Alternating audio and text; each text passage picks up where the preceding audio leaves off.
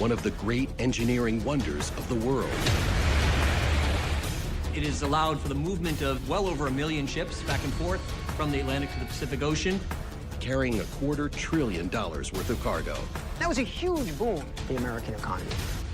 The Panama Canal has long served as a critical trade route, connecting the Atlantic and Pacific Oceans and facilitating the movement of trillions of dollars in cargo. However, it has recently faced significant challenges that have raised concerns, even prompting Elon Musk to weigh in on the matter. Once controlled by the United States, the canal was handed over to Panama in 1999. Since then, rising fees and tensions, including a notable threat from Donald Trump, have caused discontent among shipping companies. These developments have led to questions about what's really going on, prompting a deeper exploration of the situation. On December 22nd, Donald Trump provided a glimpse of his stance on the Panama Canal during a rally in Arizona, making headlines with his bold statements. He criticized Panama for imposing what he described as exorbitant fees on American ships using the canal. His remarks shocked many, with Trump arguing that these rising costs were making it increasingly difficult for American businesses to transport goods between the Atlantic and Pacific Oceans, negatively impacting the U.S. economy. Trump went as far as suggesting that if Panama didn't reduce these fees, the United States might consider reclaiming control of the canal. This startling proposal included a warning to Panamanian officials to be guided accordingly. The implications of such a move are profound, as the Panama Canal plays a pivotal role in international trade and is one of the busiest shipping routes in the world. Any further fee increases could have far-reaching consequences for global commerce. Trump also highlighted concerns about countries like China benefiting from the current fee structure, suggesting that the high costs allowed China to maintain a competitive edge while American businesses face disadvantages. In response, the president of Panama, José Raúl Mulino, firmly rejected Trump's remarks. He emphasized that Panama maintains full control over the canal and has no intention of relinquishing it to the United States or engaging in negotiations with Trump on the matter.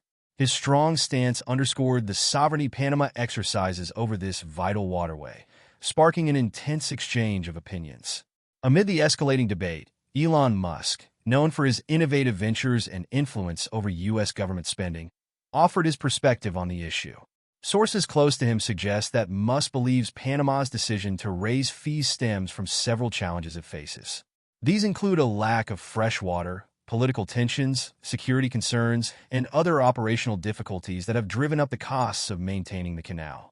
Musk proposed that the fee hikes might not be part of a broader conspiracy, but rather a reflection of Panama's efforts to address its financial struggles and sustain the canal's operations. The situation underscores the complex dynamics surrounding the Panama Canal, a crucial asset for global trade. With various stakeholders voicing their concerns and interests, the future of this vital waterway remains a topic of intense discussion and speculation. Elon Musk's comments might make sense from a business perspective, but they didn't exactly calm the situation. For many people, especially Trump supporters, his remarks were seen as another instance of him being, well, Trump. For others, however, the situation felt like more than just a few harsh words. It seemed like a direct threat to another country's sovereignty. The backlash wasn't limited to Americans either. Panama's response was particularly intense, with President Mulino openly expressing his strong disapproval of Trump's remarks. This strong reaction caught many by surprise, hinting at deeper underlying tensions. The issue, it turns out, is rooted in a long and complex history between Panama and the United States, a history that stretches back more than 500 years, long before the Panama Canal even came into existence. To grasp the full weight of the current tensions, it's necessary to go back to 1513. That was the year when Spanish explorer Vasco Núñez de Balboa made a groundbreaking discovery. As he crossed the Isthmus of Panama, he realized that this narrow strip of land connected the Atlantic and Pacific Oceans. This discovery sparked a vision. Among explorers who imagined the potential of creating a passage between the two oceans, Balboa's idea, shared with others, was revolutionary. It proposed a waterway that could dramatically reduce the time needed for ships traveling between Europe and Asia. During that era, navigating the southern tip of South America was an incredibly treacherous ordeal. The seas were notoriously rough, and many ships attempting the journey never returned. Those that did brought back chilling accounts of violent storms, perilous waters, and encounters with what sailors believed were sea monsters. Given the dangers, the idea of a shortcut became even more appealing, and many explorers embraced the concept. However, despite the enthusiasm, actual progress was slow. The primary obstacle was the lack of advanced technology needed to create such a canal. The tools and machinery available at the time weren't sufficient for the enormous task of cutting through the land. Adding to the difficulty was the challenging terrain. The region was covered in dense jungles, marked by towering mountains, and plagued by an unforgiving tropical climate. The harsh conditions proved overwhelming for most of the explorers, who were unaccustomed to such an environment. It quickly became evident that building the canal was a far more complex endeavor than initially imagined. While the vision of a canal persisted, the execution would have to wait until technology and resources could catch up with the ambition. For centuries, the dream of a canal lay dormant. It wasn't until the late 19th century, over 300 years after Vasco's death, that anyone truly attempted to bring it to life. In 1881, a group of French explorers took on the challenge, inspired by advancements in technology that made the monumental task seem achievable. The French, having recently completed the Suez Canal in Egypt, saw this as a huge engineering success and set their sights on Panama, believing they could build a similar sea-level canal there. Armed with the right equipment and technical expertise, they faced the same unforgiving terrain that had defeated earlier explorers. The project was led by Ferdinand de Lesseps, a French engineer who had successfully overseen the Suez Canal. His previous achievement fueled optimism that building a canal in Panama would be straightforward. However, this confidence was misplaced from the outset. The project was plagued with problems. Workers began falling ill almost immediately, succumbing to malaria and yellow fever. The tropical environment proved brutal, with diseases spreading rapidly. Within weeks, large numbers of workers had died, and it became evident that Ferdinand and his team had underestimated the challenges they faced. The climate was one of the biggest obstacles.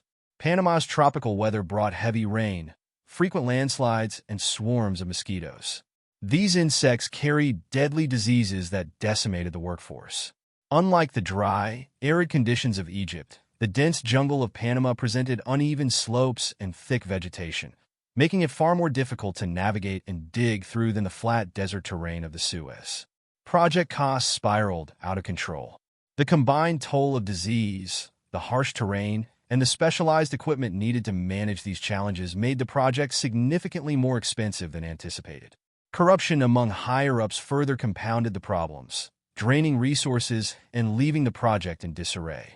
Expenses soared while progress remained sluggish, turning the effort into a financial disaster. By 1889, just 8 years after it began, the project collapsed completely. Over 20,000 workers had died, the funds were exhausted, and little progress had been made. The endeavor was officially abandoned by December 1889, leaving behind a legacy of failure and heartbreak. Despite the French catastrophe, less than 20 years later, the United States took on the monumental challenge under the leadership of John Stevens, a renowned civil engineer known for his ability to deliver results. Efforts to construct the Panama Canal were revived. The question remained, could Stevens succeed where so many had failed, or would he join the long list of those who had tried and fallen short?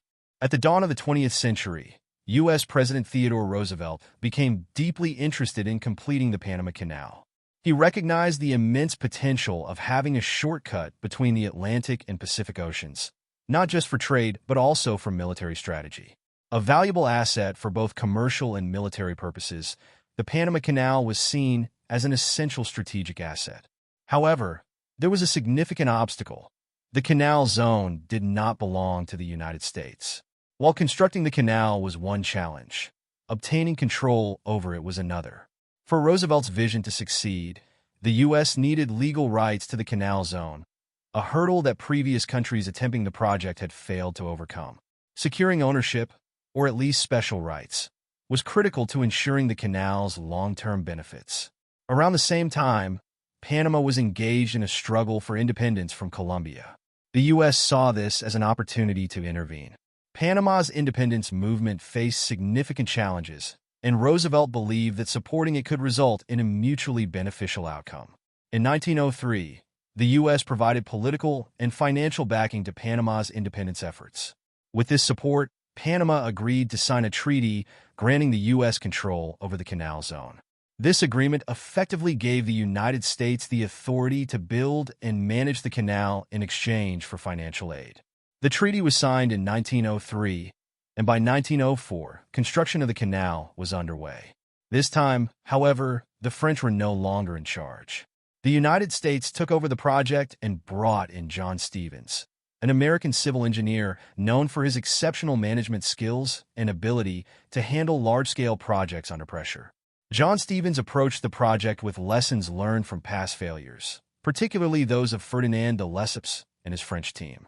Rather than immediately focusing on physical excavation, Stevens prioritized the well-being of his workforce, understanding that a healthy workforce was essential for success.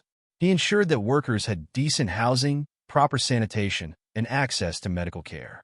Diseases such as malaria and yellow fever had devastated the French workforce in earlier attempts, and Stevens was determined to prevent a similar outcome. He enlisted top medical professionals from the U.S. military to manage health risks and control the spread of diseases, creating a safer and more productive environment for the project to progress. Stevens wasn't solely focused on the well-being of the workers. He also recognized the immense challenge of constructing a sea-level canal in such difficult terrain. The landscape was characterized by steep slopes and deep valleys, making it an incredibly expensive and time-consuming endeavor to level it all out. Acknowledging these challenges, Stevens and his team of engineers made a pivotal decision to abandon the idea of a sea-level canal, which the French had previously attempted. Instead, they opted to build a lock-based system. This innovative approach involved lifting ships to a higher elevation at one point of the canal and lowering them back down at another, effectively bypassing the need to excavate through the steep hills by leveraging the natural features of the land. This lock system not only reduced costs but also streamlined the construction process. Although it was still a demanding task, it was undoubtedly a more practical solution than previous efforts. By 1906, the project had made significant progress, but there was still an enormous amount of work to be done. However, the challenges were far from over. Tensions began to rise between Stevens and the U.S. government, particularly with President Theodore Roosevelt. Initially, the administration had been highly supportive, providing the necessary resources and backing to launch the project. But by the end of the year, this support appeared to shift into interference. Reports suggest that Roosevelt pressured Stevens to hire a contractor he distrusted, while others indicate the president was dissatisfied with some of Stevens' recent decisions regarding the project's management. Regardless of the reasons, the relationship between Stevens and the government was visibly deteriorating. The breaking point came when Stevens, already under immense pressure and dealing with the relentless strain of managing such a massive project in harsh conditions, fell ill due to stress. This provided the U.S. government with an opportunity to replace him. However, Stevens preempted their move by resigning in 1907, stepping down as chief engineer and passing the leadership to George Washington Goethals. Goethals continued the work that Stevens had initiated. He and his team employed the same methods, such as using steam shovels and dynamite to tackle the challenging terrain, cutting one of the most difficult sections of the canal. Despite these efforts, the task was far from easy.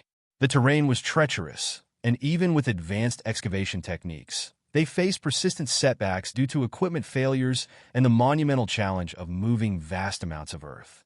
Despite the measures Stevens and Goethals implemented to combat disease, such as assembling top-tier medical teams to fight yellow fever, the health conditions for workers remained dire.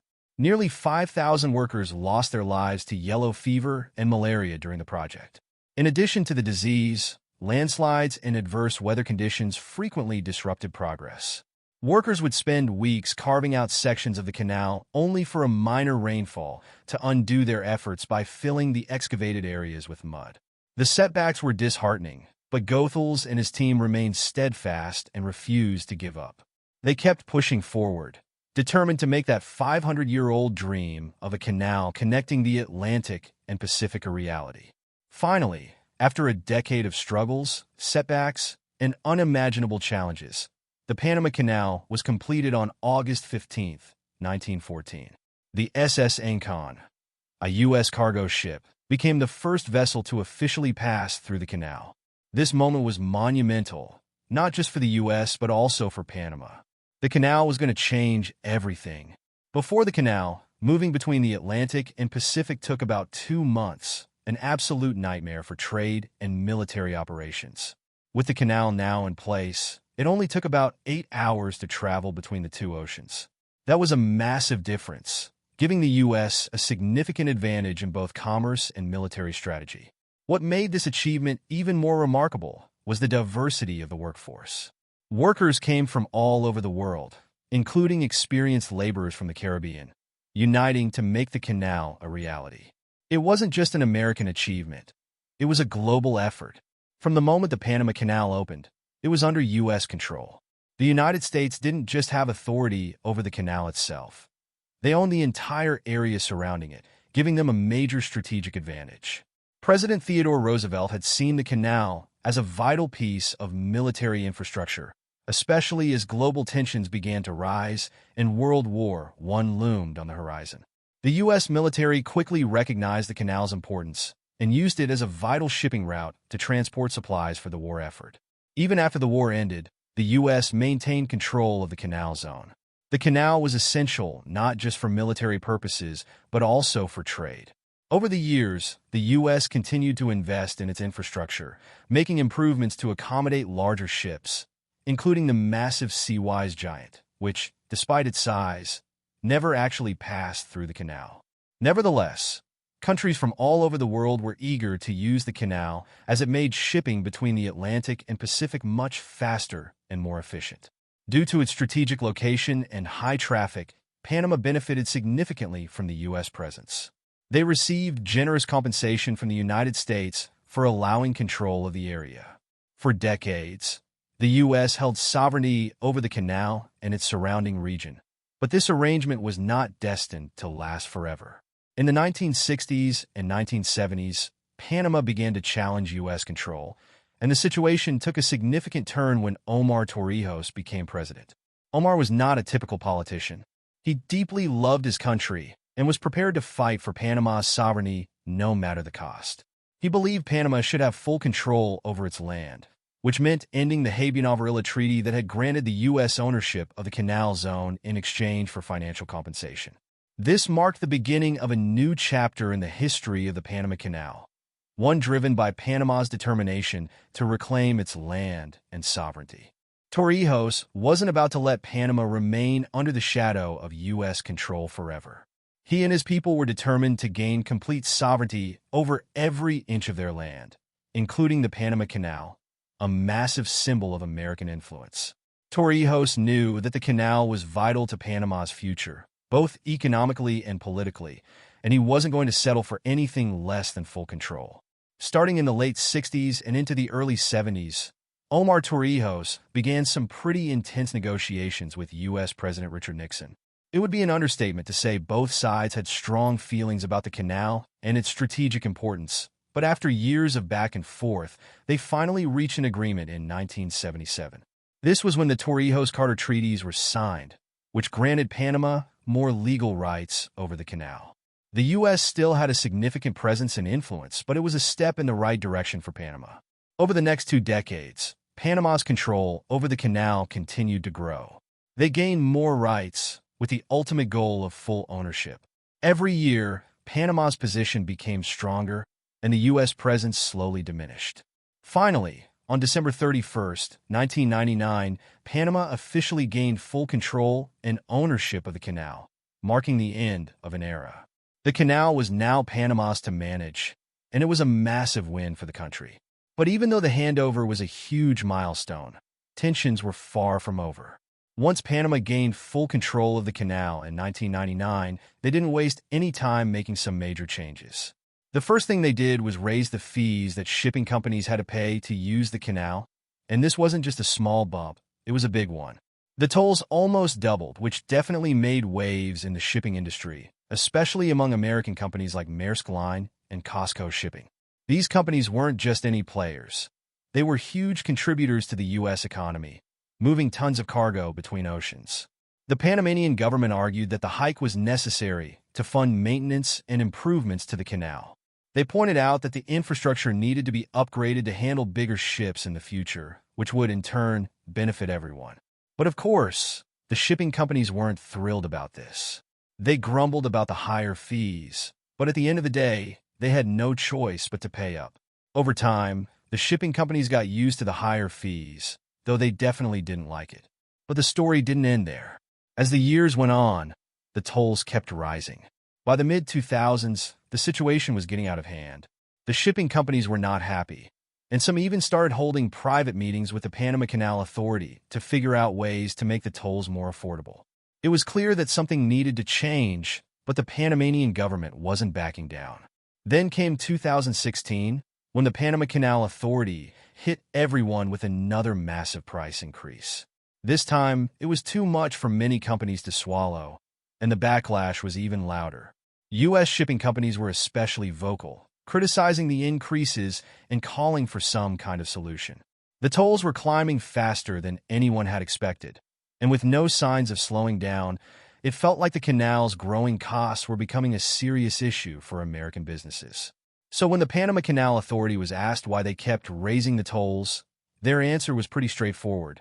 They needed the extra cash to fund the ongoing expansion project. They had promised that the canal would be upgraded, and by the end of 2016, the project was finally completed. The canal was bigger, better, and ready to handle even more traffic, especially with a new set of locks designed for larger ships. However, as expected, the tolls didn't return to their previous rates before the project began. In fact, the price hikes just kept coming. By early 2020, the toll increases were still not slowing down. For instance, in 2023, any ship under 65 feet had to pay over 10% more just to pass through. And it didn't stop there. By 2025, the fees were expected to jump by almost 30%. Shipping companies had no choice but to accept the new rates, even though they weren't happy about it. Many people started to realize that under U.S. control, tolls had mostly stayed the same for nearly 4 decades. It wasn't until Panama took full control that prices started to climb, particularly after the 70s. This shift in pricing didn't sit well with many, and it eventually led to some heated discussions. One of the biggest moments being when Donald Trump decided to speak out about it. When Donald Trump spoke out about Panama, he didn't hold back. He accused the Panamanian government of overcharging shipping companies using the canal and even went as far as threatening to take control of the waterway if they didn't stop. He suggested that Panama was playing favorites with China, implying that the Chinese government might be influencing Panama's decisions regarding the canal. The government wasn't pleased with Trump's comments. President Jose R. Mulino came out swinging, defending Panama's sovereignty over the canal. He made it clear that Panama had full control and there was absolutely no outside influence, especially not from China. As far as he was concerned, the matter was settled, and there were no plans to renegotiate with the U.S. about the canal.